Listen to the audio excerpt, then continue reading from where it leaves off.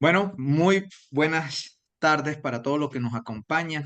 De verdad que para mí nuevamente es un honor estar acá como parte de la Junta Directiva de la Sociedad Panamericana de Transportes, darles la bienvenida a nuestro noveno webinar de la Sociedad Panamericana de Transportes. El día de hoy con dos presentaciones que tendremos. En primera instancia, vamos a hablar un poco acerca de las prioridades de investigación para el transporte de carga en América Latina. Nos va a estar acompañando el profesor José Holguín, la profesora Lacey Kelly, la profesora Oriana Calderón y Carlos González Calderón, cada uno respectivamente desde RPI, profesor José Holguín, la profesora Lacey desde la Universidad Federal de Minas de Gerais, la profesora Oriana Calderón desde la Universidad de Tennessee y el profesor Carlos González desde la Universidad Nacional de Colombia. Y en segundo turno nos va a estar acompañando los profesores Ricardo Gissen de la Pontificia Universidad Católica de Chile, profesor Darío Hidalgo desde la Pontificia Universidad Javeriana y el profesor Raúl Ramos desde la Universidad del Norte de Barranquilla, con la presentación en el que vamos a estar hablando un poquito acerca de Public Transport, Status and Research Priorities for America Latina and the Caribbean.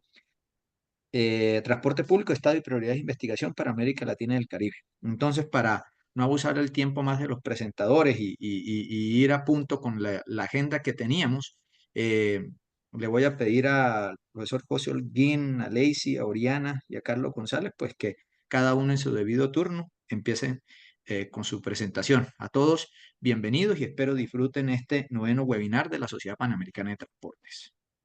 Bueno, deme un minuto ahora para hacer el cambio. Entonces, Por supuesto, profe. Tómese su tiempo, aquí estamos atentos. entonces,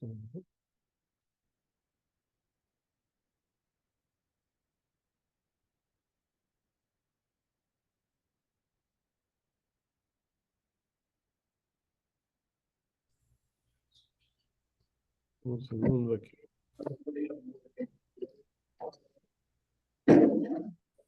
Claro que tengo un problema, tengo un pequeño problema aquí con el Zoom. Si lo podemos resolver. Ok. Bueno, entonces vamos a compartir la pantalla.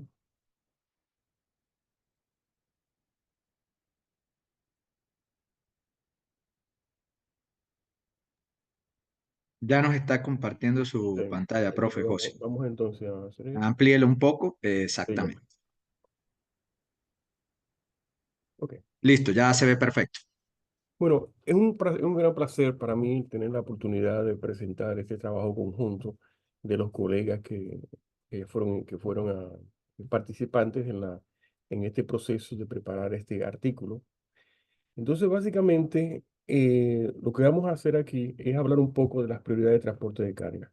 Entonces, lo primero es establecer una serie de consideraciones que son muy importantes en este caso porque la decarbonización del sistema de transporte de carga no es nada sencillo. Y como dice aquí, uno de los de las consideraciones importantes que nos tenemos que meter en la cabeza de que los problemas complejos no tienen soluciones fáciles. Eso es una realidad. Entonces, otra consideración importante es que la decarbonización del transporte de carga tiene que enfocarse en las áreas metropolitanas, que son básicamente las donde se produce y se maneja la mayor parte de carga. Eso es una realidad. Entonces, eso es clave. Entonces, algo importante también es entender el reto que es presentado por el cambio climático. Porque de hecho, el cambio climático pertenece a una clase de juegos, desde el punto de vista de teoría de juegos, que es un problema que se crea cuando los incentivos a los agentes los lleva a ellos en una dirección diferente a lo que sería el óptimo social. Entonces, eso tiene una implicación tremenda, porque implica que no hay, en problemas de acción colectiva, no hay soluciones unilaterales. N- No sé, electrificación no va a tener un éxito total, ni siquiera infraestructura y todo ese tipo de cosas. En esencia, por la misma definición del problema, eh, la única solución que hay es básicamente investigar, diseñar, implementar iniciativas que cambien los comportamientos de todos los agentes que contribuyen al problema. Entonces, para darle una idea, eh, quiero hacer una exposición bastante rápida de quién genera las externalidades del transporte de carga. Así, a primera instancia, eso parece como una pregunta como media tonta, porque uno pensaría que, bueno, son los choferes y los transportistas los que manejan los camiones y entonces ellos son los culpables. Pero cuando uno examina las raíces, lo que influye la generación de externalidades, uno se da cuenta de que las externalidades dependen del tráfico, del número de entregas y que se hacen en una zona. También depende de la disponibilidad de parqueo. También depende de factores de mercado, por ejemplo, como el nivel de utilización de los camiones, que eso depende de la oferta total que hay en una economía.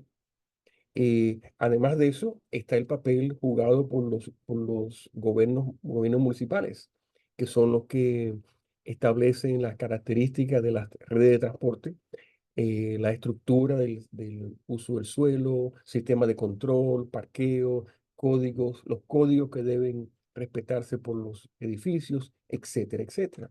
Además de eso, el sector inmobiliario juega un papel vital. Ellos son los que determinan dónde se localizan ciertos edificios y cuáles son las restricciones que hay para las entregas, etcétera, etcétera. Igualmente está el papel hecho por los clientes, los que reciben la carga, y que son los que determinan la hora de entrega, la frecuencia de las entregas, etcétera, etcétera. Y además de eso, tenemos el papel de los camiones, de los transportistas, que ellos son los que determinan las rutas de entrega, la tecnología de los camiones, etcétera, etcétera. Entonces, lo que uno ve aquí es que hay una red, hay una, es decir, hay básicamente, es toda una red en la cual hay muchos agentes diferentes a los transportistas que tienen igual o mayor impacto en las externalidades. Entonces, eh, para concretar estos resultados, lo que nosotros hicimos es, hicimos de investigación utilizando datos de cadenas logísticas reales en la ciudad de Nueva York. Y nosotros computamos utilizando Shapley, values de Shapley, computamos las responsabilidades. Y los resultados son los siguientes. En el caso de los recibidores, es en exceso de 40%. En el caso de los agentes que determinan la disponibilidad de parqueo para camiones, estamos hablando entre 8 y 23%. Y finalmente, la combinación de los transportistas con los suplidores representan entre 30 y 42%.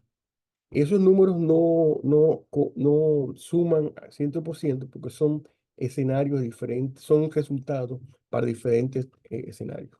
Lo que se indica es, eso lo que implica es que en este caso en especial, que si uno resuelve, que si uno elimina todas las externalidades producidas por este duplet que está aquí, básicamente no se eliminan todos. Esa es la implicación. Entonces, además de eso, también tenemos que tomar en cuenta que han habido unos cambios dramáticos, unos incrementos dramáticos en las entregas, debido a las entregas de Internet. que han producido tremendo caos en muchas ciudades del mundo.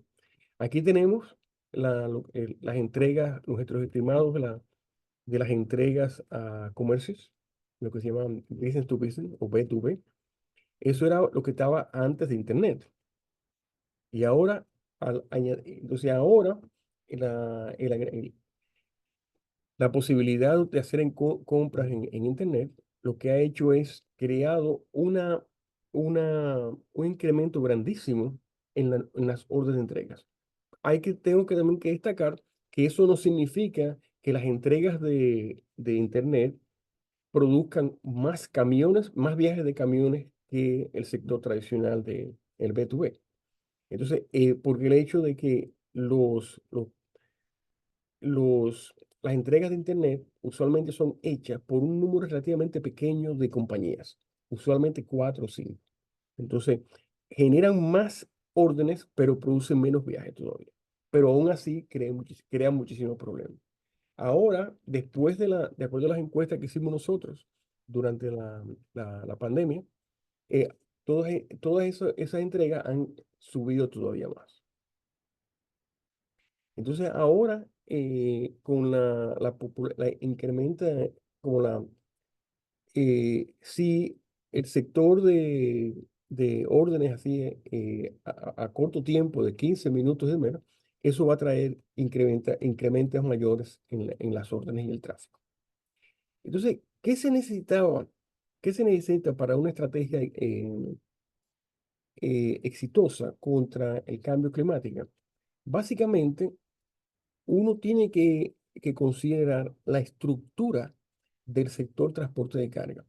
Es que básicamente, irónicamente, es muy parecida de país a país, incluyendo, Me llama eh, ahí a las 8 porque también. entonces, entonces, entonces hay unos patrones bastante claros. En la mayor parte de los países que yo conozco, hay una sobreoferta de transporte de carga. En el caso de los Estados Unidos, para darle una idea, en los Estados Unidos las compañías más grandes controlan cerca de medio millón de camiones y probablemente mucho menos que eso. Pero al mismo tiempo, en los Estados Unidos hay cerca de 16 millones de camiones. Entonces, las compañías que uno piensa, como le viene a uno a la mente, esas compañías son un número pequeñito.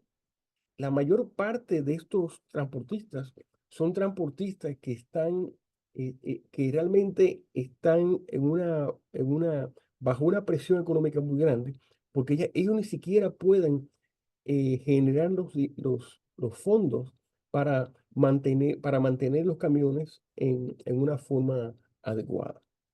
Entonces, porque son compañías muy pequeñas que trabajan en mercados que son estrictamente competitivos, lo cual los forza a ellos a cobrar básicamente los costos marginales, pero al no poder recuperar los costos de capital, básicamente los vehículos se deterioran y cuando pasa eso, muchos de ellos tienen que cambiar de negocio. De hecho, en los Estados Unidos las estadísticas indican que básicamente cerca de un 30% de la empleomanía en el sector transporte de carga cada año cambia a una profesión diferente. Entonces, en esas condiciones es imposible que la mayoría de los camiones que trabajan en los Estados Unidos, lo mismo pasa en Europa y en otros países como Colombia y demás, estos transportistas, que son la gran mayoría, no van a poder comprar camiones eléctricos. Porque si es una cosa pura lógica.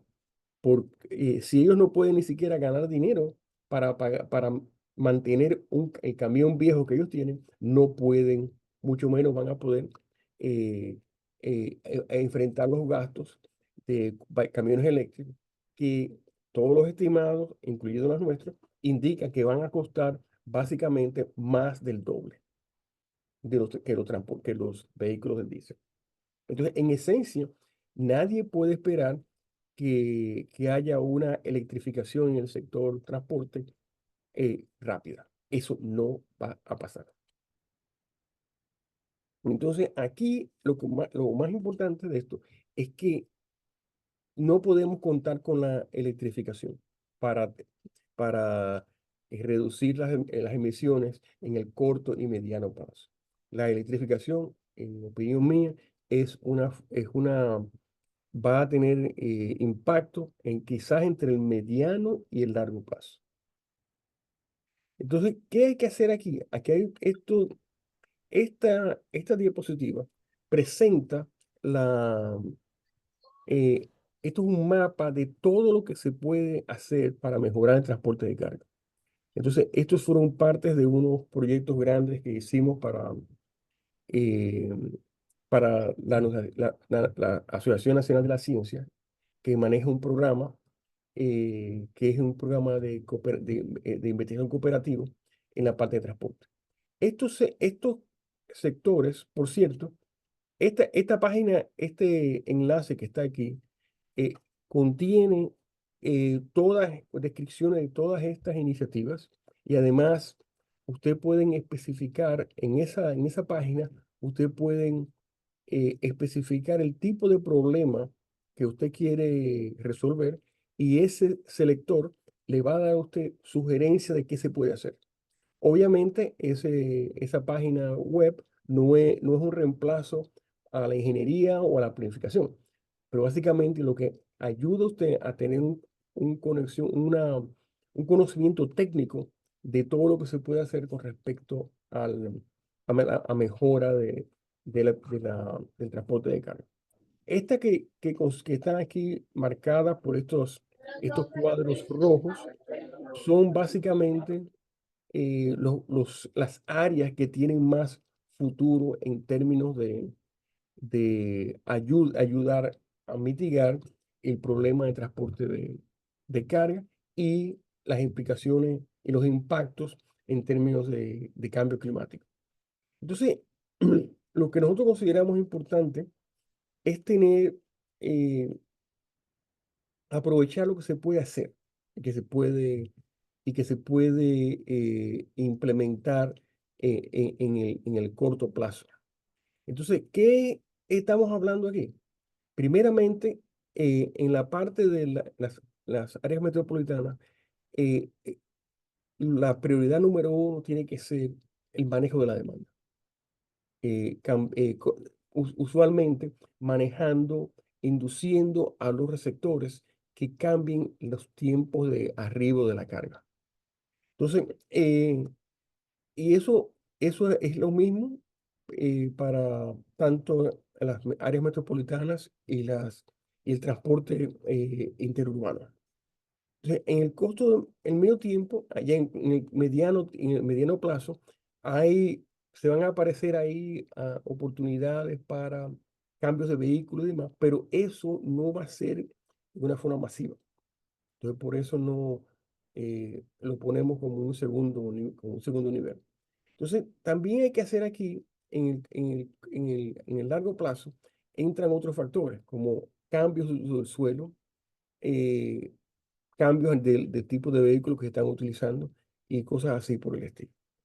Entonces, aquí eh, hay ciertas posibilidades también en la parte de cambio modal, pero realmente yo no estoy así muy optimista de que los ferrocarriles realmente ganen una proporción significativa de, de transporte terrestre, porque hay muchas razones, una de ellas el costo inicial y además también la rigidez del sistema, que es algo que no es, que es una traba en economías que como la que vivimos nosotros, en la cual hay cambios muy grandes de los patrones de comercio, entre otras cosas, debido al e-commerce. Entonces, aquí, estas que pusimos aquí en rojo, son algunas que han tenido, vamos a tocar, los colegas míos, la profesora Lacey Kelly y Oriana Calderón, van a discutir esos temas dentro de un momento. En el caso del manejo de demanda, lo vital aquí es simplemente cambiar los tiempos en la cual las entregas se hacen. Entonces, el caso este, algunos de ustedes estarán ya acostumbrados, ya saben el proyecto de carga nocturna, que básicamente lo que busca es cambiar las horas de entrega de las horas congestionadas del día a las horas no tradicionales, ya sea en la noche. Entonces, aquí tenemos un camión, el mismo camión, haciendo dos entregas, una durante el día y otra durante la noche. Entonces, aquí lo que se ve inmediatamente, que este vehículo que está haciendo entrega básicamente a los mismos o muy parecidos clientes, lo que se ve aquí es que durante el día, los choferes toman caminos mucho más largos para evitarse la congestión. Y aquí en este caso, ese extra es básicamente 25 kilómetros adicionales, que representa eh, prácticamente un 10% de la distancia total. Así que la congestión incrementa la cantidad de viajes que se hacen, la cantidad de kilómetros. Entonces, eh, eh, y como se puede ver aquí, que es un resultado que siempre hago comentarios, esto es una gráfica. Estas son las emisiones de CO2. Y aquí tenemos los costos de transporte. Entonces, aquí se ve claro que hay una gran coincidencia entre las emisiones y el transporte de carga. Entonces, con los costos de transporte. Entonces, entonces, este tipo de medida, lo que implica esto es que si este tipo de medida de cambio de demanda son buenas tanto a nivel privado como a nivel social, en términos de las externalidades.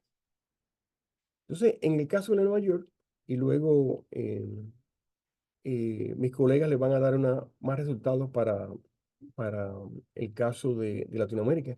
En el caso de Nueva York, los costos reducen por 55%, porque entre otras cosas, no tienen que, la cantidad de multas de parqueo básicamente desaparece. Y además, y además a eso están las reducciones de costos operacionales. Pero lo que se ve clarito aquí es que en esas ciudades de alta congestión, las entregas nocturnas reducen las emisiones drásticamente, dependiendo del gas que se esté analizando. Estamos hablando entre 55 a 67%, que son, y además estos impactos, además de ser grandísimos, son instantáneos. Entonces, otra forma de esto es tratar de también nivelar las entregas, los arribos a grandes generadores de carga. Este es el caso este es el puerto de Nueva York y de New Jersey, que está en el medio de una metropolitana, un área metropolitana en la cual viven 20 millones de personas. Entonces, la carga que llega a este puerto tiene que ser recogida por estos transportistas de toda la parte noreste de los Estados Unidos, llegar al puerto y salir. Entonces, nosotros utilizamos datos de GPS para caracterizar y para computar las emisiones producidas. Entonces, entonces nosotros desarrollamos sistemas computacionales que limpian los datos y limpia los datos, entonces computa costos generalizados y además las emisiones. Entonces, estos son los resultados. Aquí lo que está es, eh, es una tabla que depende de los orígenes. A la izquierda están las zonas más cercanas al puerto y a la derecha están las más lejanas. Entonces, estos porcentajes que están aquí son los porcentajes para cada origen con respecto a la hora que tiene la máxima emisión en este caso, de CO2. Entonces, como se puede ver aquí, la parte más negativa son básicamente las horas diurnas. Pero si uno también examina cuáles son las horas de trabajo del puerto, esas horas de trabajo coinciden con el periodo más alto de emisión. En esencia, lo que significa eso, uno tiene que cuestionar la sanidad de tener horas de trabajo como estas en la era de cambio climático, porque eso está generando una cantidad de emisiones, pero gigantescas. Aquí abajo, si uno computa los promedios de todas las celdas para cada columna, lo que está aquí abajo sería equivalente a los impactos que se tomarían lugar si las entregas y si los camiones llegan con la misma cantidad de camiones en cada hora. Implicando esto que estamos hablando que las reducciones están entre 5 a 31%, que son unos números gigantescos. Y además de eso, las más grandes están cerca de los puertos, que son las zonas en las cuales las comunidades más pobres, las zonas en las cuales ellos viven, lo cual tiene un problema de equidad. Entonces, ¿qué implica eso? Que estamos hablando, estas formas de manejo de la demanda puede tener un impacto grandísimo, no solamente en la reducción de externalidades, pero en la dinamización de la economía. Y debido a los costos, a las reducciones de costos, el sector transportista estaría muy contento de participar en esto. En la parte de uso del suelo, hicimos un estudio importante, que básicamente lo que postula es que tenemos que tomar, en vez de segregar las actividades de carga, lo que tenemos que hacer es integrar las actividades actividades que generan, eh, que producen, suministros y que necesitan también que los insumos lleguen a su sitio. Eso hay que tratar de entregar, como te digo, distribuir eso en la zona urbana en una forma adecuada. Entonces, aquí en términos de los casos que tenemos ahí sobre Latinoamérica, tenemos ahí básicamente lo bueno, lo malo y lo feo. En la parte en la parte buena están las implicaciones que han habido de cargas nocturnas en países como Colombia y Brasil. Entonces, aquí están los resultados. Básicamente, reflejan, que indican que es unas medidas muy, muy, muy prometedoras. Y además de eso, reducen los costos de transporte. Entonces, estos son algunas de las rutas que utilizamos para producir esos resultados. Entonces, estos resultados, si se extrapolan a nivel mundial, estamos hablando de que fácilmente, dependiendo de los países dependiendo del tamaño de la implementación, estamos hablando de cientos millones de toneladas de CO2. Que eso básicamente, sin duda alguna, va a tener ahí un impacto notable en el medio ambiente. Entonces, ahora quiero darle la palabra a mi colega, la profesora Lacey Kelly de Oliveira, para que ella discuta el caso de las prohibiciones de camiones grandes en Brasil. Lacey. Gracias, José. I will speak English because my Spanish is not so good.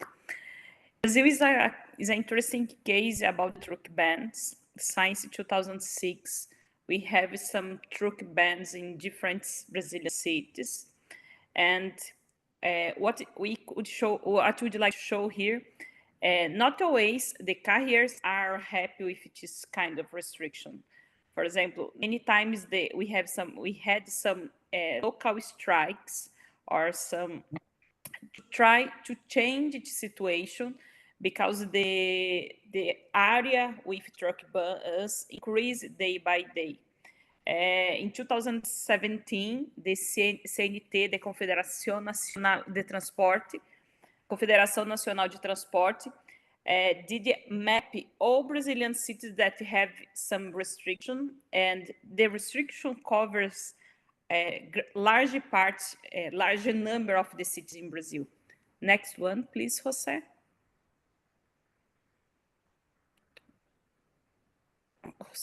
Yes. São Paulo was the first Brazilian city with the truck bans. And what they change? They change large trucks for light trucks. And light trucks means less freight capacity. Here we can see the percentage of the light and heavy trucks in São Paulo from 2006 until 2022. And I highlight 3 different points. The first one is 2008, is the first time that the municipality created night deliveries program. In that time, they completely forbidden trucks during the day. And they call it night deliveries, completely different of what is calling. And we can see in that slide in that the number of the light trucks is very small. In 2013, the truck ban area increased a lot in São Paulo. They create some restriction in Arterial Road and the Ring Road. And the last one is 2016, and also the Ring Road of São Paulo was included. It means that it's forbidden large trucks in ring roads, including ring roads in São Paulo.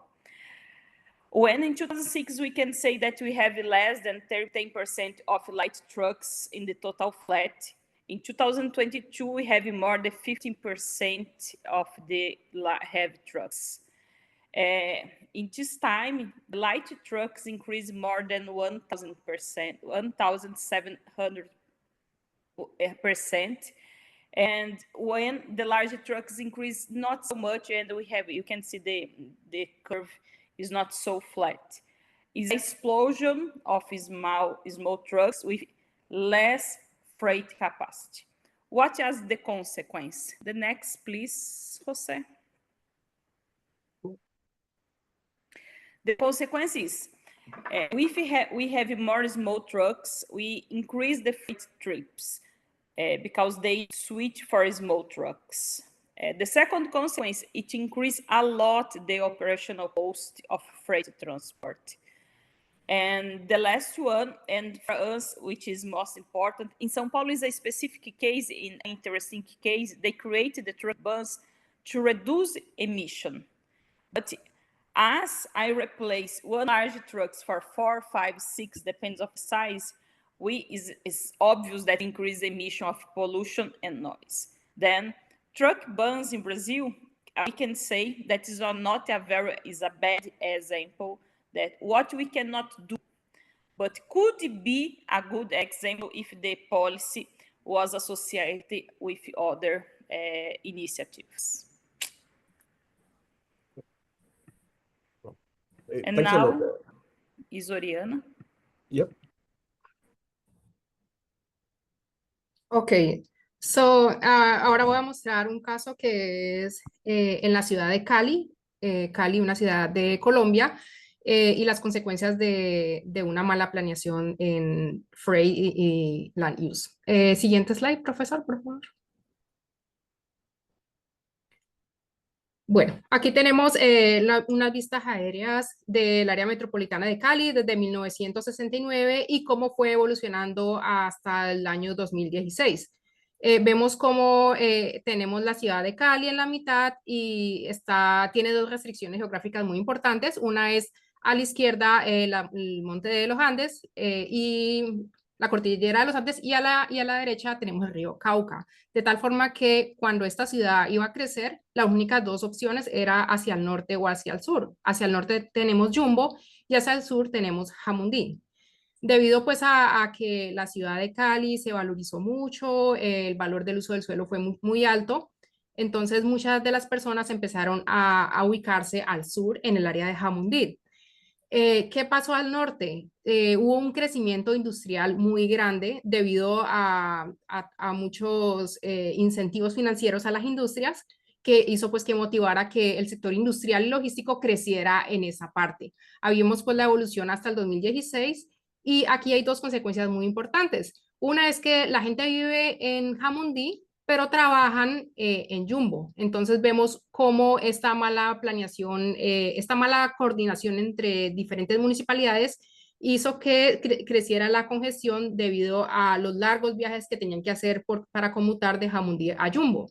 Por otro lado, los productos se producían en Jumbo, pero se necesitan y se consumen en Jamundí y en Cali. Entonces, generó también congestión adicional por viajes que se hacen desde Jumbo hasta Cali y hasta Jamundí.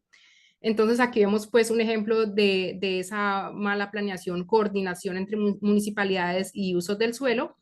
Y en la siguiente slide, profesor, vamos a ver el caso de qué es lo ideal. Bueno, aquí tenemos tres ubicaciones alternativas. Tenemos el A, B y C. Tenemos un centro de distribución que está ubicado en las afueras de la ciudad. Tenemos en la mitad del círculo de la circunferencia, tenemos lo que es el área urbana, donde está concentrada toda la demanda de productos y servicios. En el escenario A, vemos que un centro de distribución urbano está justo en las afueras de la ciudad. ¿Esto qué hace? Que haya unos viajes largos desde el centro de distribución regional hacia el urbano y además unos viajes desde el centro de distribución urbano hasta los viajes de última milla en el centro de la ciudad. En la situación escenario B, vemos la ubicación de ese centro de distribución que es más cerca al centro regional y también cerca a la comunidad y vemos que esto beneficiaría mucho más a la sociedad porque son viajes más cortos y eso significa menos emisiones, menos congestión y menos externalidades. En el caso C, vemos cómo el centro de distribución está más cercano al centro de la ciudad, más cerca a la demanda. Aquí vemos pues como diferentes escenarios y lo que tenemos que evaluar siempre es dónde se minimizan esos costos sociales, dónde las externalidades son mejor para todos, no solo para un agente, sino para todos los involucrados. Profesor, siguiente. Bueno, sí, aquí la conclusión, exacto. Bueno, en términos de, thanks a lot, muchas gracias, Oriana y Lacey. Entonces, ¿cuáles son básicamente las prioridades para Latinoamérica? Básicamente, en un taller que hicimos en la Conferencia Panamericana del Transporte, básicamente tuvimos expertos de varios países latinoamericanos y producimos las siguientes sugerencias. Básicamente aquí, manejo de la demanda, manejo de parqueos. Sí, básicamente los transportistas tienen que hacer entregas y básicamente ellos tienen que hacerlo o si no pierden ahí los ingresos para sus familias. Entonces manejar los parqueos de una forma equitativa para el transporte de carga es fundamental. También hay cambios logísticos como parte de las estrategias de lo que llamamos City Logistics, que son útiles. Entonces, también tenemos entonces cambios de uso del suelo y también manejo de tráfico. El manejo de tráfico aquí está como una posición número 5 porque en realidad muchas de las ciudades grandes ya tienen el sistema de manejo de tráfico más o menos adecuado. Entonces, a nivel del término medio, hay que fomentar la renovación de flotas. Yo sé que en Latinoamérica han habido y otros países han habido problemas con este tipo de programas, pero realmente es algo que hay que considerar. Y también entonces manejar adecuadamente las terminales. Entonces, ¿qué se necesita en términos de investigación? Entonces, estas son las iniciativas que son rango, son familias de iniciativas. Entonces, hay que estudiar bien la parte de la generación de viajes de carga, porque eso es lo que nos permite a nosotros a identificar eh, cuáles son los sectores que hay que atacar para enfocarnos en los sectores que sean más, que tengan más potencial en términos de reducciones. Obviamente hay que hacer investigaciones de comportamiento para identificar incentivos y penalidades. Simulaciones de tráfico ayudan en la evaluación de sus proyectos. Y hay que hacer también investigación de cómo adecuar los usos del suelo para que sean conducivos, que conduzcan a, a cadenas logísticas compactas. Y también, en ciertos casos, es importante tener información sobre los orígenes y destinos de la carga. En términos de recomendaciones, es importante que involucrar el sector privado. Las recolección de información y la establecición de modelos de generación de viajes es esenciales. Entonces, básicamente, lo que tenemos aquí es, no hay una bala mágica que va a ganar, que va a combatir el monstruo que tenemos enfrente. Lo que tenemos aquí es un menú de soluciones que consideramos que es lo más útil en este caso. Entonces aquí tienen referencias. eh, Estos son algunos de los manuales que nosotros hemos hecho para las agencias americanas. Y tenemos entonces artículos aquí publicados en revistas científicas. Y con eso queremos darle las gracias por su atención. Muchas gracias. No, las gracias se las tenemos que dar nosotros a usted, profesor José Holguín, también a los demás presentadores, a Oriana, Lacey, por habernos hoy puesto este tan interesante tema y dejarnos ver esas prioridades de investigación que tenemos aquí en Latinoamérica para el tema del transporte de carga, que seguramente es de mucho interés pues, para todos.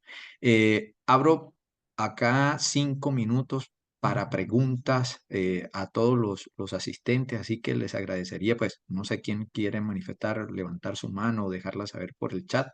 5 minuticos para no retrasarnos mucho en la agenda, por favor. Si hay alguna pregunta, me lo dejan saber.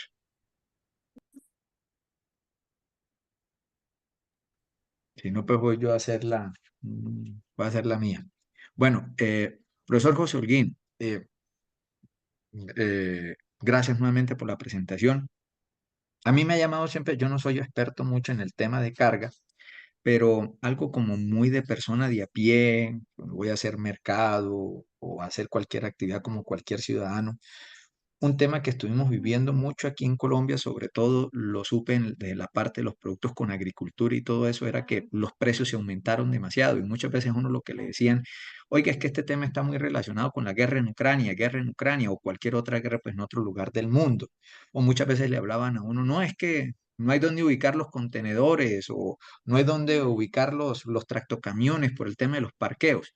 Mi duda es, profesor José Holguín, desde su punto de vista, dentro de estas prioridades, ¿qué tanto influye esto de verdad en lo que es el aumento de los precios y qué tan afectados nos podemos ver como latinoamericanos aquí o en América Latina en general por este tipo de fenómenos como guerras en Medio Oriente y demás sobre esto? ¿Es un mito o de verdad sí es una realidad al respecto? Muchas gracias. Sí, eso es un factor, porque, por ejemplo, fíjate lo que pasó aquí con el caso de Ucrania. Eso interrumpió el flujo de trigo que produce Ucrania, que es uno de los productores más grandes del mundo. Entonces, eso subió grandemente, bueno, pero eso también ayuda a los brasileños que también compiten mucho con los ucranianos. Entonces, esos eventos internacionales tienen efecto.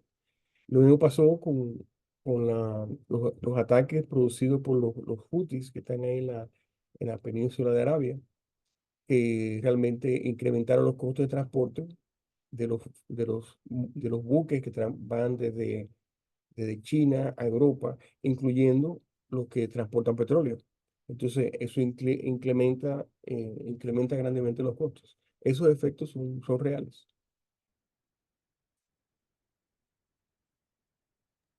Muchas gracias, profesor Holguín, por la respuesta. Bueno, yo creo que, bueno, me dice el ingeniero Víctor que de todas maneras que pasemos a la siguiente conferencia y que si hay alguna otra pregunta podemos dejarlas para el final. Muchas gracias, profesor José Holguín, profesor Oriana, profesora Lacey, al profesor Calderón también de la Universidad Nacional de Colombia. Entonces, me permito hacer la invitación al profesor Darío Hidalgo, al profesor Ricardo Giesen también y al profesor Raúl Ramos, para que por favor pasemos a la siguiente presentación, donde vamos a hablar acerca de transporte público, estado y prioridades de investigación para América Latina y el Caribe. Entonces, me imagino que nuestro speaker de ahora va a ser Darío, ¿sí? ¿Me oyes?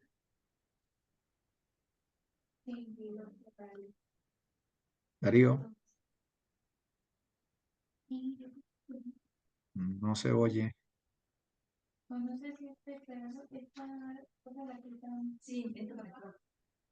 Darío, ¿me oye?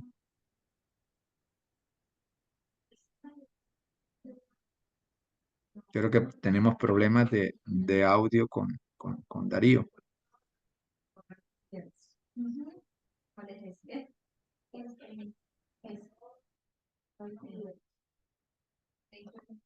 Esperemos unos segundos mientras Darío se logra comunicar con nosotros y nos deja saber.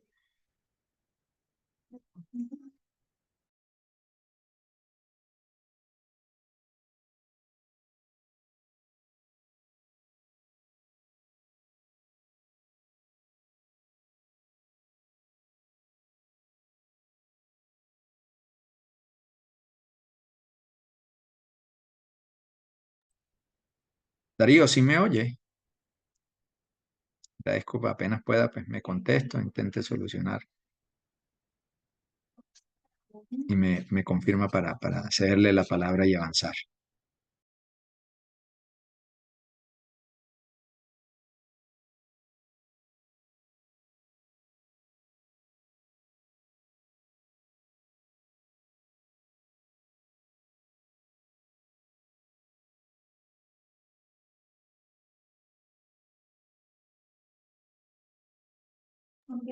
Darío, ¿me oye?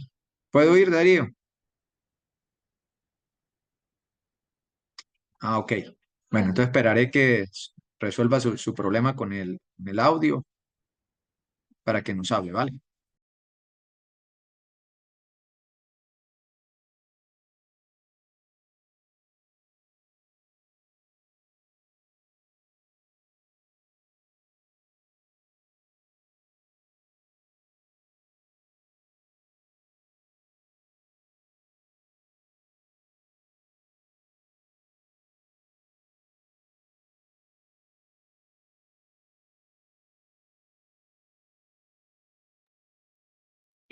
Bueno, espero que ya me escuchen. Ya, Darío, ya lo escuchamos. Qué dicha. Todo un saludo por acá. Bien, Bueno, siento le cedo mucho la palabra y eso para que pueda y hacernos su agradezco, presentación. agradezco muchísimo la invitación y espero pues podamos compartir en este momento este proyecto que hacemos en conjunto con Ricardo Giesen y Raúl Ramos. Ricardo, pues por motivos de clase iba a iniciar, pero como vamos de segundo turno, inicio yo y Raúl también pues está conectado en algún momento, de pronto nos puede acompañar. Este proyecto hace parte de el proceso en el cual hicimos un análisis en la conferencia PANAM en Guayaquil en agosto del 2023. Y pues la idea era producir un producto que nos permitiera entender el contexto y el estado, ver el estado del arte de investigación en transporte público en América Latina y definir en conjunto con los participantes en el taller que tuvimos en Guayaquil unas prioridades de investigación. Es un proceso paralelo al que acabamos de ver con José Holguín y los demás investigadores, pero en este caso para transporte público. Y pues lo que tenemos en el contexto es pues la importancia del transporte público en nuestra región, pero una región que se está rápidamente no solo concentrando la población en las ciudades, sino también está concentrando población cada vez mayor. Es una doble presión, la presión de la urbanización y la presión de el incremento de la edad. Y la sostenibilidad de nuestra región depende de manera fuerte en que tengamos redes de transporte público robustas. Y es lo que pues estamos tratando de trabajar. ¿Por qué esto es tan importante? El tema de cambio climático, que también lo vimos en el caso de carga. Nosotros en América Latina, las ciudades producen el 65% de las emisiones de carbono, de dióxido de carbono equivalente, y en general el transporte contribuye con el 36% del total de emisiones, de las cuales el 80% es transporte por carretera. Pero no es el único problema. El problema más local es el problema de contaminación del aire. Tenemos una población expuesta a niveles no aceptables de material particulado. Tenemos altos niveles de congestión con pérdidas de tiempo graves, y el costo pues puede superar $150 por persona al año en Santiago, o $112 en Montevideo, que corresponden al 4 o el 5% del el ingreso laboral. En Bogotá perdemos más del 9% de nuestro tiempo en la congestión. Y lo más grave es que las personas de menores ingresos son las más afectadas, porque tienen que gastar mucho de su ingreso en transporte y excediendo pues su presupuesto. Y vemos un fenómeno adicional, y es que como nos estamos motorizando rápidamente, entre mayor es el nivel de motorización en 4 y en 2 ruedas, mayor es el nivel de siniestralidad. No, pues no es la única variable, pero es una variable que está muy asociada a esa siniestralidad. Y en este momento, pues nosotros estamos pasando de una región que predominantemente tiene uso alto de transporte público a una región que lo está abandonando. Si bien todavía hay ciudades con valores altos de uso de transporte público, como Ciudad de México, hay otras que lo han reducido a una porción relativamente baja, como Santiago, 18.5% de los viajes en transporte público. Y también estamos viendo que el acceso al transporte público tiene una gran variabilidad, desde muy cercano, como en Manaos, que hay una parada a 430 metros, hasta 2.1 kilómetros en el caso de Quito. Las paradas de transporte público están en promedio a 700 metros del origen de los viajes. Y eso hace que tengamos también una gran diversidad en el acceso a oportunidades urbanas, como la educación, como la salud. Y pues realmente el transporte público puede ayudar y contribuir en mejorar esos promedios. Lo más grave es para la población más pobre, que no solo se está demorando mucho en llegar a sus destinos, sino también tiene que hacer un mayor número de transferencias. Por supuesto, en ciudades grandes tenemos más transferencias simplemente por el hecho de su tamaño y por ser redes integradas. Pero quienes más se afectan son las poblaciones de menores ingresos. Ahora, las personas estamos calificando también de manera distinta en las distintas ciudades el transporte público, pero las notas son en general regulares a malas. no tenemos notas excelentes o extraordinarias. La nota de confiabilidad es bastante baja, la nota de confort es variable, pero está en la mayoría de ciudades por debajo de 4/5, así como la seguridad personal. Entonces, ese es el reto que enfrentamos. Y pues lo que hicimos con el apoyo de Raúl, de Ricardo, fue ir y consultar la literatura de cómo los investigadores en América Latina o investigadores de otras partes del mundo están mirando el tema de transporte público en nuestra región. Las agrupamos en 5 grandes temáticas: el tema de las reformas al transporte público, el tema de aspectos sociales, el tema de cómo se comporta la demanda, el comportamiento y las percepciones de los usuarios. Un tema muy importante de cómo se financia, cuáles son los precios, cuáles son los niveles de subsidio y políticas asociadas a estos temas económicos. Y por último, un gran tema de emisiones, externalidades y el uso de nuevas tecnologías. ¿Qué encontramos en la revisión de literatura? No digamos que es una revisión de literatura donde esté todas las investigaciones. Realmente fue una selección en tipo bola de nieve. Encontrábamos algunos artículos y con eso seguíamos a otros, pero en estos temas pues hay bastantes consultas y trabajos de investigadores regionales o que muestran que hay unos problemas bastante claros y que, a pesar de que hemos desarrollado algunas soluciones y unas propuestas, tenemos todavía un campo de investigación y trabajo bastante grande. En el tema de reformas al transporte público, de pasar de los sistemas semiformales que han caracterizado a la mayoría de nuestras ciudades, a sistemas con mayor control del Estado, con mayor gestión de esa oferta de manera organizada, formalizada.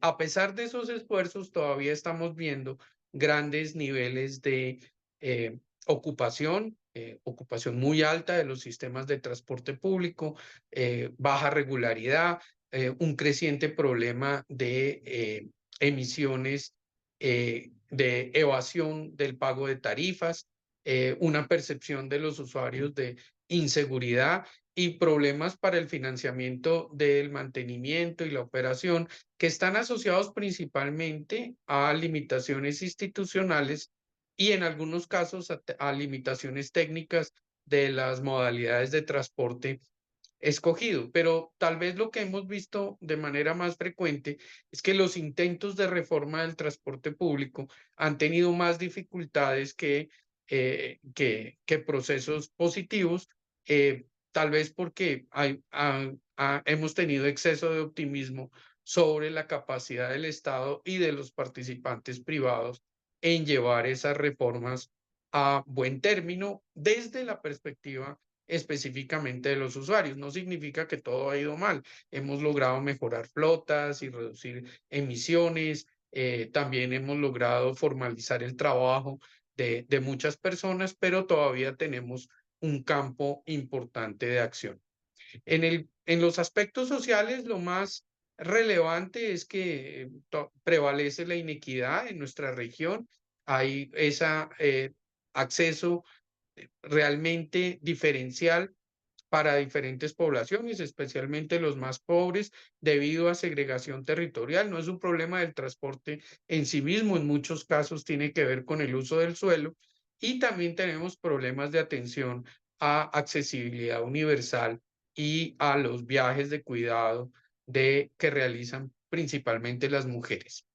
En el tema de demanda, comportamiento y percepción de usuarios, vemos que pues la demanda está muy asociada a la densidad y al ingreso de las personas. A mayor densidad, pues tenemos mayores opciones de transporte público, pero que realmente a mayor ingreso, las personas escogen principalmente el uso de vehículos particulares, y que solo una porción de la población, pues esa población que usa el transporte público de ingresos medios y bajos principalmente, por esa razón de ingresos medios y bajos, tienen una alta sensibilidad al precio y todos los usuarios tienen una alta sensibilidad a la frecuencia. El tiempo de espera es una de las variables fuertes.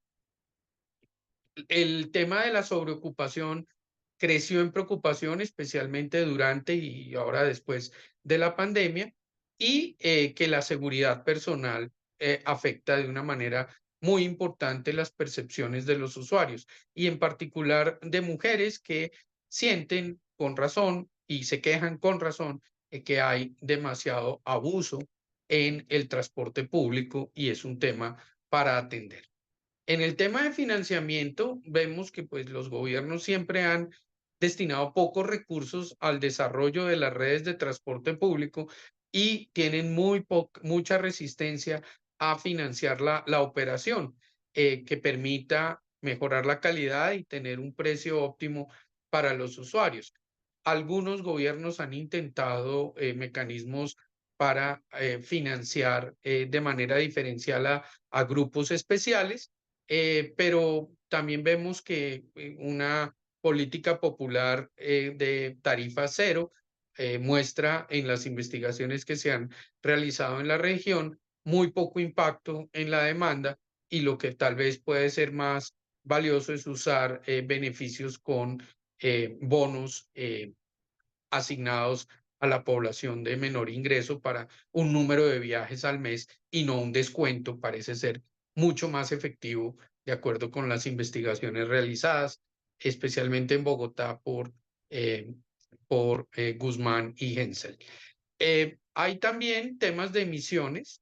Vemos la importancia de las emisiones gases de efecto invernadero, a pesar de que la región tiene muy poco impacto global de manera desagregada, y el transporte público pues tiene la oportunidad de aportar. Pero más importante que las emisiones gases de efecto invernadero es el tema de exposición de los usuarios del transporte público al material particulado fino, especialmente. Entonces, ahí vemos la importancia, es pues una doble importancia en reducción de emisiones y de gases de efecto invernadero y reducción de contaminantes locales para el tema de la transición hacia flotas eléctricas. Y el transporte público tiene una gran contribución a eso, pero necesita un apoyo público. Simplemente con los mecanismos existentes es claramente insuficiente. Entonces, con este resumen de cuáles eran como los vacíos o las principales preocupaciones, realizamos el taller en la ciudad de Guayaquil, y los participantes en el taller, que fueron 21 asistentes al Congreso Panamericano, nos dieron y la identificación de cuáles eran los temas y la prioridad en términos de cuáles temas deberíamos atender más pronto y otros temas que también tenemos que darle atención. En términos de Evo Morales sí está capturado. Ese sí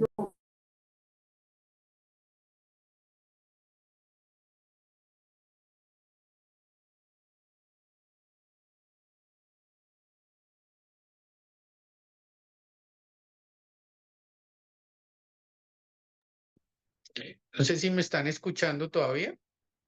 Sí, ya, Darío. Fue por un momento que voy. Gracias. Tranquilo, tranquilo. Continúe, por Todo favor. Qué muy pena bien. con usted. Muchas gracias, Tomás.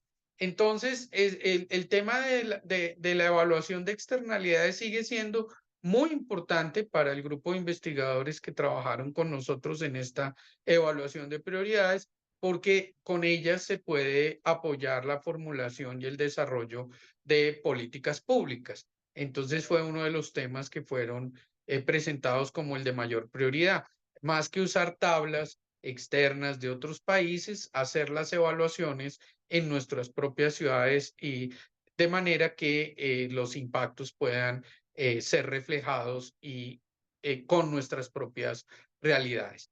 El segundo tema era el desarrollo de modelos de negocio para la operación de transporte público, especialmente para la vinculación de buses de cero y bajas emisiones, y pues allí las experiencias de Santiago, Bogotá y de algunas ciudades brasileñas son muy valiosas en esas oportunidades para vincular flota de una manera costo eficiente en los temas de cómo se diseñan los contratos de concesión, cómo se hace la regulación, cómo se estructuran las tarifas.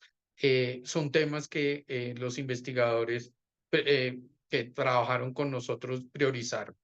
El tema de la seguridad, no solo la seguridad vial, sino también la seguridad personal en buses y trenes, resulta fundamental para hacer atractivos los servicios de transporte público y por eso es un tema sobre el cual hay que investigar cuáles son las condiciones, pero sobre todo, cuáles son las estrategias para poder enfrentar estos problemas, por ejemplo, del acoso sexual a mujeres en el transporte, que hace que muchas eviten el uso del transporte público. También identificamos en conjunto el tema de trabajar de manera más con modelos mejor realizados para nuestras condiciones locales, el tema de las políticas tarifarias, el tema de cómo hacer con tecnología encuestas de origen-destino para tener mejor información y poder hacer mejor el planeamiento de nuestras redes de transporte público. Y la última de las de prioridades de corto plazo es el tema de gobernanza y cómo se organizan nuestros sistemas. Buscar las mejores prácticas aplicables y encontrar mecanismos para mejorar esos procesos. Sabemos que la pura planificación centralizada y la gestión pública de los sistemas lleva ineficiencias, pero también sabemos que todo el transporte público en manos de privados sin ningún control estatal lleva a dificultades grandes que observamos en algunas de nuestras ciudades. Necesitamos un punto intermedio que permita el desarrollo flexible, pero también eficiente de nuestros sistemas.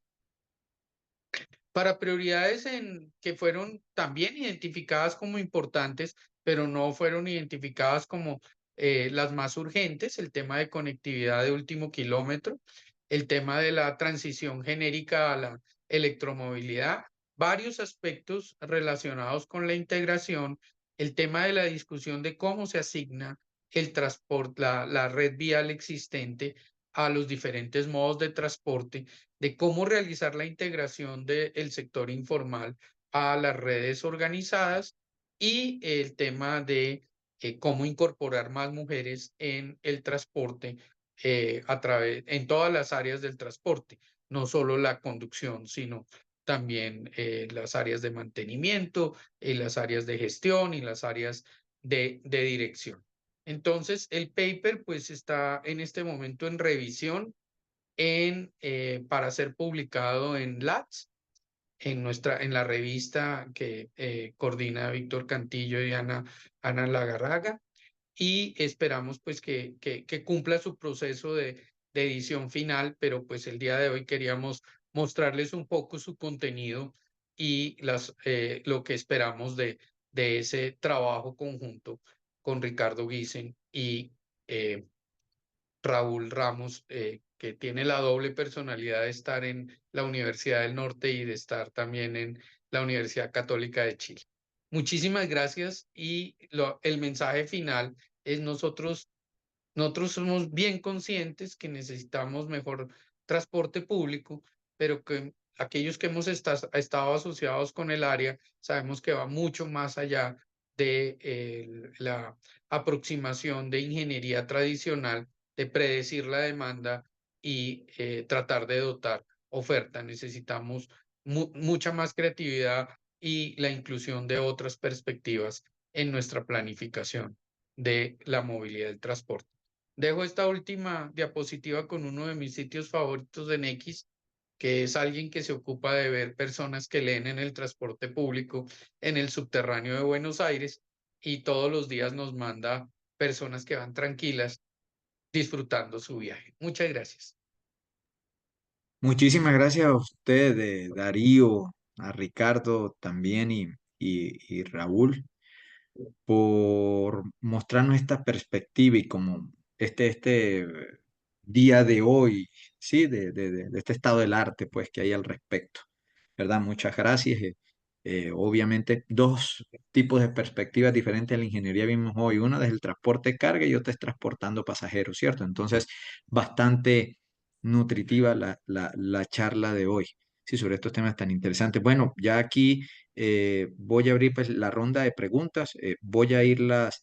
Veo que mucha gente se manifestó a través del chat, por lo menos hay unas 3, 4 preguntas allí. Entonces voy a empezar por una que dice acá y pues, según sea la competencia de los speakers que tuvimos, entonces les agradezco respondan. La primera dice por acá, ¿cuál es el impacto del e-commerce sobre la generación de externalidades de transporte de carga? ¿Cómo disminuir su impacto? Entonces no sé si Lacey o el profesor José Holguín o la profesora Oriana podrían hacernos el favor de respondernos la pregunta. Muchas gracias.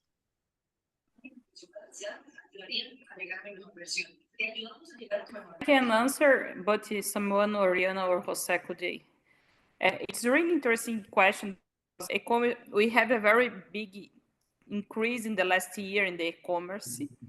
And in Latin America, as I know, but in Brazil, in the Brazilian case especially, we don't have so many solutions to decrease or to consolidate the e-commerce deliveries. Since the e-commerce deliveries are spread in the territory, each solution that we consolidate it could decrease emission and could decrease cost too. But we have a lot of studies about it in Latin America, but we don't have so many implementation solutions. Then this could be one very interesting agenda to create pilot test, for example, to show how important is the solution for Latin America. I suppose I answer here and also I answer in the chat, okay? I don't know if Jose or Oriana would like to complement my answer. Lacey, muchas gracias por tu perspectiva. Yo estoy de acuerdo contigo. Una de las formas de reducir los impactos de las externalidades causadas por e-commerce es la consolidación. Además de la consolidación que sugiere Lacey, que es a través del uso, por ejemplo, de parcel lockers, etcétera. La otra solución es proponer incentivos o motivar a los que compramos, a los usuarios del e-commerce, a consolidar las órdenes. Entonces, por ejemplo, que en vez de pedir todos los días una orden, consolidar y solo pedir una vez a la semana.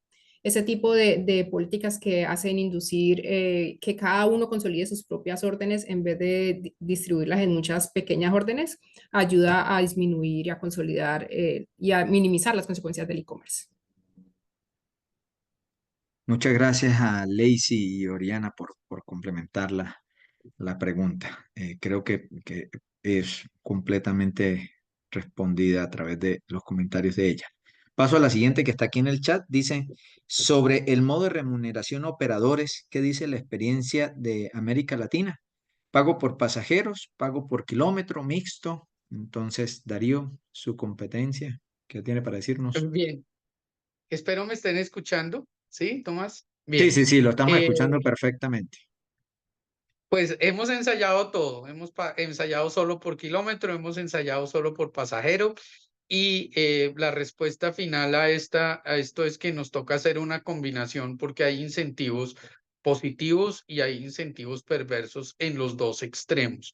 En el pago por pasajero, el problema está en las finanzas públicas que tienen que poner y poner y poner recursos a veces a servicios ineficientes. En el pago por kilómetro. No hay una preocupación del prestador del servicio realmente por el pasajero, sino por cumplir con las tablas. Entonces hemos encontrado que cada vez necesitamos mecanismos que mezclen y que no se quede solo en ese incentivo del pago por kilómetro o pago por pasajero, sino que tengamos controles efectivos a la frecuencia, que los buses efectivamente sí llevan a los pasajeros y otros elementos que están asociados con esto. Sin decir que ya hemos encontrado la solución definitiva, creo que tenemos que seguir evolucionando en esos mecanismos de remuneración. Hay ejemplos globales. La profesora Patricia Galilea en la Universidad Católica de Chile ha trabajado mucho este tema de los contratos pero mi respuesta de experiencia es necesitamos combinar. Excelente. Yo voy a abusar hoy de mi condición de moderador y como sé que usted es experto y me encanta usted hacerle estas preguntas, pero vea, algo bien curioso que a mí me produce curiosidad y quiero pues para el resto del público. Se ha evaluado en sistemas particularmente como Transmilenio este tipo de tarjeta que te permite comprar, por ejemplo, el acceso por 8 días, por 15 días, por un mes, que indudablemente a uno como usuario, si tiene que hacer viajes, muchos viajes diarios, pues te da un ahorro, o sea, o definitivamente no. ¿Qué ha Sí, habido detrás de eso, por favor? sí, ahí pues dentro de las cosas que tenemos problemas son en los problemas de gobernanza. Y una de las cosas que no ha permitido el uso de pago de bonos mensuales o semestrales ha sido el mecanismo para tomar decisiones con respecto a esos valores. Pero hay una experiencia reciente en América Latina que resulta muy interesante y que invito a verla con más detalle, y es el uso de códigos QR para el pago en Santiago, que va acumulando el número de viajes y permite que cuando llegue a un número de viajes al mes, los siguientes viajes sean sin pago adicional, sean gratuitos. ¿Cuál es la ventaja? Que personas de bajos ingresos que tienen para el día a día, pero no necesariamente tienen para el pago mensual, reciben el mismo beneficio que tendría un bono mensual. Incentiva también a mayor uso de los sistemas y no de otras alternativas.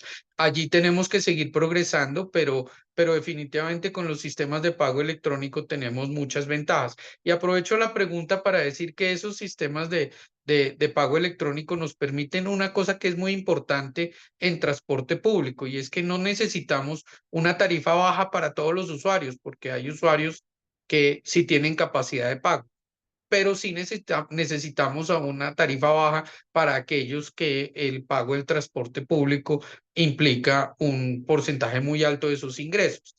Los sistemas electrónicos de pago nos pueden facilitar esos mecanismos de subsidio a quien efectivamente lo necesita, y no tarifas bajas para todo el mundo, que parece ser la práctica que nos ha impulsado más. Excelente, Darío.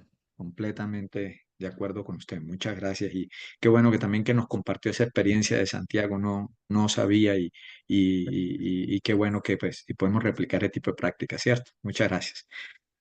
Voy por acá a la siguiente de mi amigo Iván Serrano. Dice por acá. En Latinoamérica la tendencia han sido medidas regulatorias restrictivas orientadas únicamente a los transportistas. ¿Cómo involucrar a las otras partes interesadas como sector inmobiliario y receptores para hacer visible el aporte que tienen sobre las externalidades desde el sector público? Eh, yo creo que It's a esto, very good question. I don't have the answer for you, Ivan. It's really hard because in Latin America, in my perspective, when the people, everyone has his owner box. They don't change. For example, if I'm a carrier, it's my responsibility to reduce emission. If you are, I forgot the word in setor imobiliário, if you are from real estate, you must to organize it. We don't change, we always work alone. And maybe the first step is to work the stakeholders' perspective for everyone understand that is very important to look at the problem from one holistic way. This is my opinion. I'm not sure if we would not share the same opinion because we have different thinking, but it's my opinion. We must to look more for the stakeholders. De acuerdo, Lacey. Complementando tu respuesta, obviamente cada uno de los stakeholders involucrados tiene un objetivo diferente y digamos que para hacer internalizar esos costos que están produciendo estos agentes como los sectores inmobiliarios, los receptores, se necesita la intervención del gobierno, que a través de mecanismos como incentivos, penalidades, haga que estos stakeholders entiendan las externalidades que están causando y cuánto están causando y que les provean mecanismos para fomentar esa internalización de costos externos y reducir las emisiones. Excelente, gracias Lacey y gracias Oriana por complementar la pregunta. Vamos por acá con Laura Isabel Tobón en el chat que dice, ¿se tiene cuantificado con el e-commerce que el modelo B2C o B2B genera más externalidades relacionadas con impactos ambientales? From my side, no. I am usually to work with B2C data and not with B2B. But it's very hard because, for example, in general, we have the data aggregate in some special unit. Then it's very hard to quantify the emission because we don't know which kind of vehicle the parcel are carried or something like that. This could be a very nice research topic in the future. I don't know if you, Oriana, work with some data like that. The floor is yours, Oriana. No, sí, es un buen tema a trabajar. Yo pienso que ahí también depende de muchas variables. Por ejemplo, la ubicación, los orígenes y los destinos, el número de viajes. Sabemos que con e-commerce la tendencia es a paquetes más pequeños, lo que podría trasladarse a más viajes, pero la realidad es que el cuánto, de pronto faltan más modelos para investigar esa parte. Muchas gracias nuevamente a Lacey y Oriana por esas completas respuestas. Seguimos por acá. Me voy con el chat con Kathleen Salazar. Darío, esta le toca. ¿Han encontrado alguna ciudad en Latinoamérica con buenas prácticas para incrementar la percepción de seguridad personal y que haya tenido impacto en el incremento de usuarios? Este es uno de los principales motivos por los que cada vez tenemos más mujeres migrando del transporte público a la motocicleta en la ciudad de Cali. ¿Qué tiene para responder, Darío? Sí, efectivamente, ese tema de la percepción de seguridad resulta central en la aceptabilidad del servicio y tiene una perspectiva de género, como bien dice Kathleen. El tema de buenas prácticas ha sido pues los esfuerzos que realizan las ciudades, pero podemos decir que todavía tenemos un campo bastante grande para mejorar en ese aspecto. Ciudad de México, por ejemplo, para el tema de acoso, optó por medidas que ya se habían aplicado en Japón o en la India, y es la separación de vagones o de zonas para hombres y mujeres, en trenes o en buses. Y si bien esto tuvo un impacto de corto plazo positivo y algunas mujeres lo ven como algo que las protege, resulta en un mecanismo también de segregación y pues hay dificultades de todas maneras con esta aproximación, que se presta el servicio en zonas separadas. Lo que no funciona es tener buses exclusivos, buses rosados, buses rosa, porque esos son muy poco frecuentes y tienen muchas dificultades.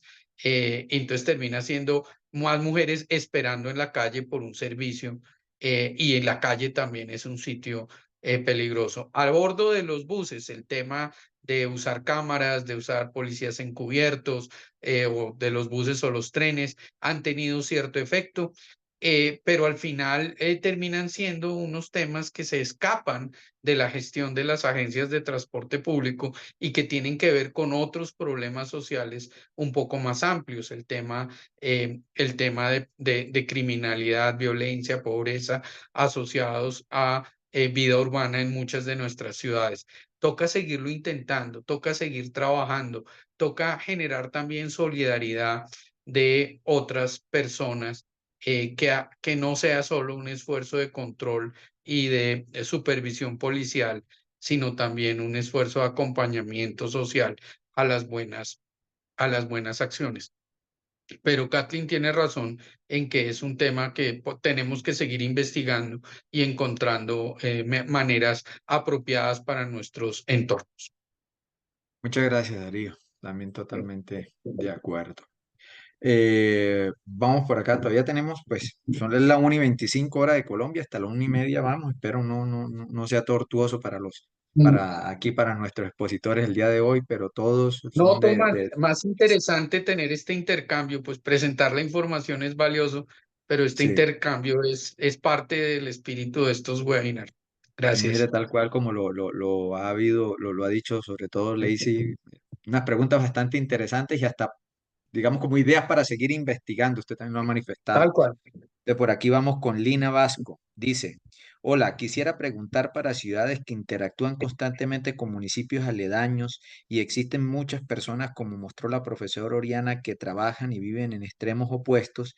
¿Sería recomendable seguir invirtiendo en sistemas de transporte masivo o por el contrario, sería mejor incentivar medios de transporte alternativo como bicicletas eléctricas, por ejemplo, para disminuir congestión y emisiones? Pues intento una respuesta y es un tema del desarrollo urbano y transporte que la profesora Oriana nos mostró cuál era el impacto en carga, pues también lo tiene en pasajeros. Nosotros necesitamos ciudades más compactas, mixtas, que den facilidades a la caminata, a la bicicleta y sistemas multimodales, pero necesitamos los sistemas de alta capacidad y que reduzcan tiempos de viaje y esos sistemas integrados, pues depende del tamaño de las ciudades, pero hemos ido muy lentamente en el desarrollo de nuestros sistemas masivos y de esa integración, inclusive con la integración de último kilómetro. Entonces, pues sí, es un trabajo conjunto de planear y gestionar mejor la ciudad con orígenes y destinos más cercanos. Las ciudades latinoamericanas y alguna evidencia en nuestras investigaciones locales muestran que somos bastante cercanos para la mayoría de las cosas. El viaje de compras, el viaje de recreación, el viaje, muchos de los viajes son en entornos cercanos y son menores a 15 minutos, pero los viajes cotidianos de trabajo y de estudio son los viajes largos que requieren mejor planeamiento urbano para distribución espacial de los trabajos y de las instituciones educativas y requieren por el otro lado redes robustas de transporte público. No da respuesta completa a la pregunta. Necesitamos esas redes integradas con múltiples modos y tenemos que seguir trabajando en ese sentido. Muchas gracias, Raúl, y obviamente pues también agradecer a Lina Vasco y todas las personas que nos han preguntado ahí atrás por esas significativas preguntas que todas han estado bastante interesantes. Que hay otro tiempito. Bueno, Manuela dice, desde el iPhone de Manuela, dice, a partir de sus investigaciones que conozcan y sus conocimientos, ¿qué piensan del Green Crowdshipping? ¿Creen que es una buena práctica y funcionaría en América Latina para disminuir el impacto del transporte de carga? ¿Cuál sería el mayor reto? Thank you, Manuela, for your question. It's a very nice question. I agree. I like the green crowd shipping. For me, it's a very nice concept. I have a project in Brazil. We are trying to analyze if the green crowd shipping is possible in different Brazilian cities. We analyze the first step of this project, analyze if the public transportation network could be used for green crowd shipping. In the second step, we analyze the willingness we need people to be crowd shippers, and we have different. And in my perspective, we have data, we have results for 4 cities until now: is Belo Horizonte, Porto Alegre, Curitiba, and Recife. And 4 cities that have a very well designed public transportation network. This could be a perfect solution for the perspective of, because the idea is to use the public transportation to deliver small parcels. But for example, in our case, the biggest issue is the cost of public transportation.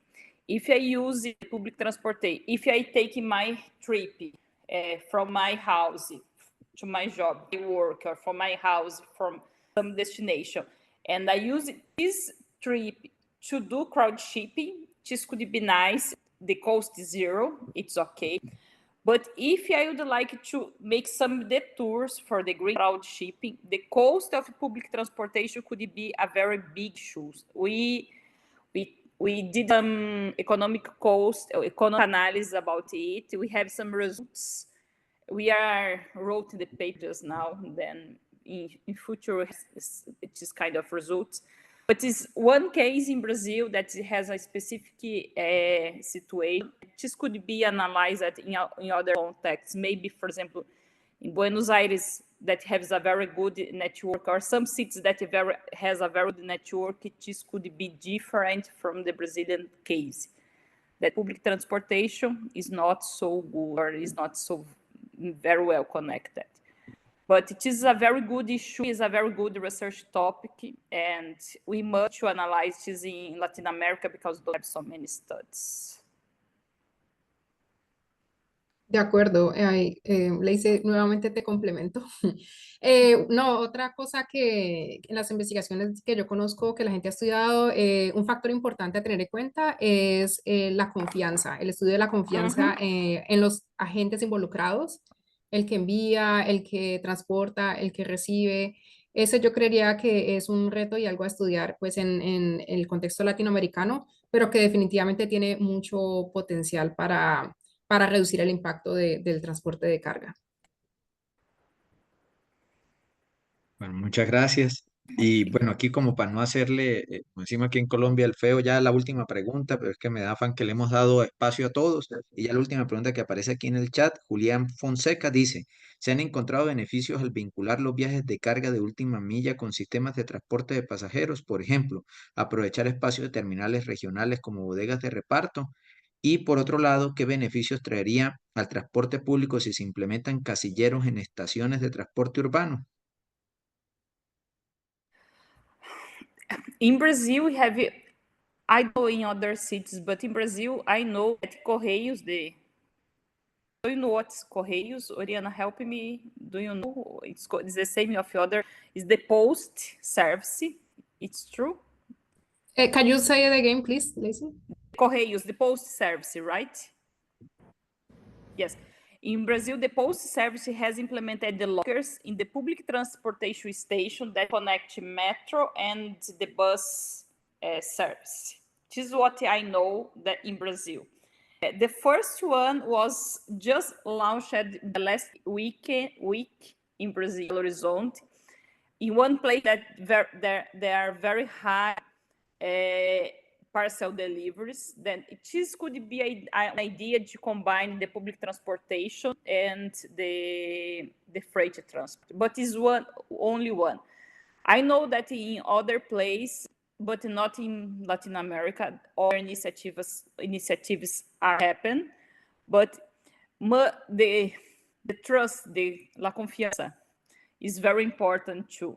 And in my opinion, it's very hard, for example, who take care of the public transportation space and who will share and why they will share this space. Some questions that they must be looked from research perspective.